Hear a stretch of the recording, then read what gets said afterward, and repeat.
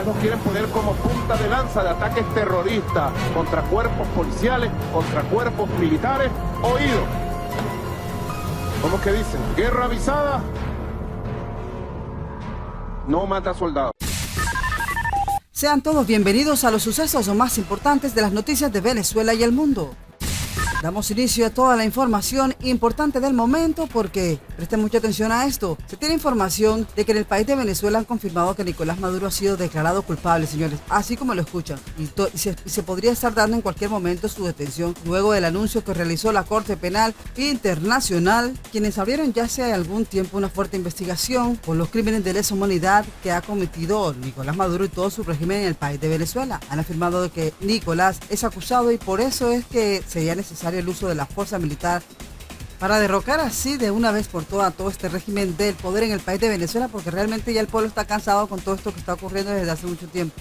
Se necesita ahora en estos momentos una coalición de países para poder activar así de una vez por todas una acción militar que ponga fin a todos estos actos incrédulos por parte del régimen y todos sus funcionarios dictadores, ya que Nicolás Maduro cada vez pasa por encima de los derechos humanos y es acusado por tener vínculos con redes de narcotráfico, y todo esto lo hace objetivo principal de las operaciones del Comando Sur en el Caribe por las fronteras de Venezuela. Nicolás Maduro va a ser capturado y puesto en prisión ante la justicia estadounidense, y ya la comunidad internacional también habría anunciado que van a dar su firma final para que los países den su autorización y realicen el despliegue de todas las armas del Comando Sur que se encuentran en el Caribe, combatiendo así a todos estos grupos criminales que se encuentran vinculados con el dictador en Venezuela. Toda esta maquinaria va a estar preparada para poder entrar así a Venezuela y principalmente a la ciudad de Caracas, donde se encuentra el señor Nicolás Maduro. No permitan más violaciones de los derechos humanos en el país de Venezuela, y por eso es que ya muchos líderes de la oposición han decidido enviar un mensaje contundente en representación de todos los venezolanos al país estadounidense para que pongan urgentemente atención todo lo que está sucediendo en el país caribeño. Estas personas ahora dicen estar dispuestas a dar su firma constitucional para poder dejar pasar a todas estas tropas norteamericanas a territorio venezolano y poder acabar así definitivamente con el régimen dictador, mientras que por otra parte también la Organización de las Naciones Unidas, ONU, también se ha pronunciado ante toda esta grave situación que viven los venezolanos y que viven los presos políticos en Venezuela, y han afirmado que están dispuestos a dar su autorización para que Estados Unidos aplique sobre Venezuela un golpe que expulse definitivamente a Nicolás Maduro del cargo y a todos estos dictadores, a todos estos funcionarios del régimen chavista. Y la oposición venezolana ahora ha pedido acciones inmediatas por parte de las autoridades internacionales para dar con la captura del señor Nicolás. Y el gobierno del país estadounidense ha afirmado que el régimen de Nicolás Maduro representa un riesgo para la seguridad regional de los países aliados a Estados Unidos, ya que dicen tener misiles rusos los cuales podrían llegar a Colombia en cuestión de minutos, y por eso lo mejor podría ser aplicar un golpe militar que derroque definitivamente del cargo a todos estos usurpadores en el país de Venezuela. Mis amigos, estas son las noticias de Venezuela. Continuamos con más información. Parece que no hay honor, no hay que buscar mucho de honor y de moral en filas opositoras, porque al final, al principio o al final, se quiebran frente a la amenaza imperial. Imperio gringo, bájale 2. No sé si entenderán. Bájale 2. Entiéndenos. Venezuela es la garantía de estabilidad política de la región sudamericana caribeña. Y las fuerzas bolivarianas chavistas somos la garantía de la estabilidad política de toda Venezuela. Somos nosotros. Bien, y continuando con más noticias importantes de última hora, traemos que el Parlamento venezolano investiga planes de invasión y magnicidio. Confesiones de Mark Expert brindan evidencia de la implicación de la Casa Blanca en acciones para desestabilizar a Venezuela. El debate fue encendido en la Asamblea Nacional. Ahora se suma al expediente del supuesto presidente interino inexistente, Juan Guaidó, apoyado por Estados Unidos, la investigación de la reunión del 5 de febrero del 2020 en la Casa Blanca con Donald Trump, donde se habría planificado la invasión a Venezuela y el asesinato del mandatario venezolano Nicolás Maduro. Una confesión del mismísimo exsecretario de Defensa de Trump. Los mismos gringos compatriotas están encargándose de develar todos los crímenes que estas personas cometieron. La Asamblea Nacional de Venezuela acordó que este miércoles crear una comisión para investigar las revelaciones del ex secretario de Defensa de Estados Unidos, Mark Esper, sobre una invasión a Venezuela y el asesinato del presidente Nicolás Maduro, así como los vínculos del exdiputado Juan Guaidó con esos planes criminales. En un libro de memoria sobre su gestión durante la administración del expresidente Donald Trump, Esper confirmó que en la reunión del 5 de febrero del 2020 en la Casa Blanca entre Trump y Juan Guaidó se planeó una invasión a la nación sudamericana y asesinato de su presidente legítimo y constitucional. Las pruebas que exigían, de acuerdo a lo que nosotros denunciábamos, las voces de oposición las están suministrando los gringos. Es decir, creo que Juan Guaidó ya se convirtió en un fardo pesado, para no darle otro calificativo, para que lo carguen quienes lo amamantaron durante algún tiempo. Pero así la secuencia de hechos. ¡Juro! Lo que vino después de esta autoproclamación para Venezuela fue una escalada de agresión de Estados Unidos. La primera, el 23 de febrero del 2019, con el intento de invasión del ingreso de la supuesta ayuda humanitaria en Cúcuta, norte de Santander. Durante los debates parlamentarios sobre estas revelaciones, la primera vicepresidenta de la Asamblea Nacional, Iris Varela, afirmó que los mismos funcionarios estadounidenses están proporcionando las evidencias de los crímenes fraguados. Se convierten en pruebas de las denuncias hechas por Venezuela sobre estos planes. Otros diputados valoraron que las confesiones de Esper brindan evidencia concreta de la implicación del gobierno estadounidense en acciones de desestabilizar a Venezuela y la catadura moral de la oposición violenta liderada por Juan Guaidó. De acuerdo con sus revelaciones, en el encuentro del 5 de febrero del 2020 participaron otros representantes de esa oposición, Julio Borges y Carlos Becciu, y uno de los principales asesores del expresidente de Trump, Mauricio Claver Caroné. Colombia, epicentro de las conspiraciones. Marzo, hubo el ataque al sistema eléctrico nacional que dejó al país a oscuras.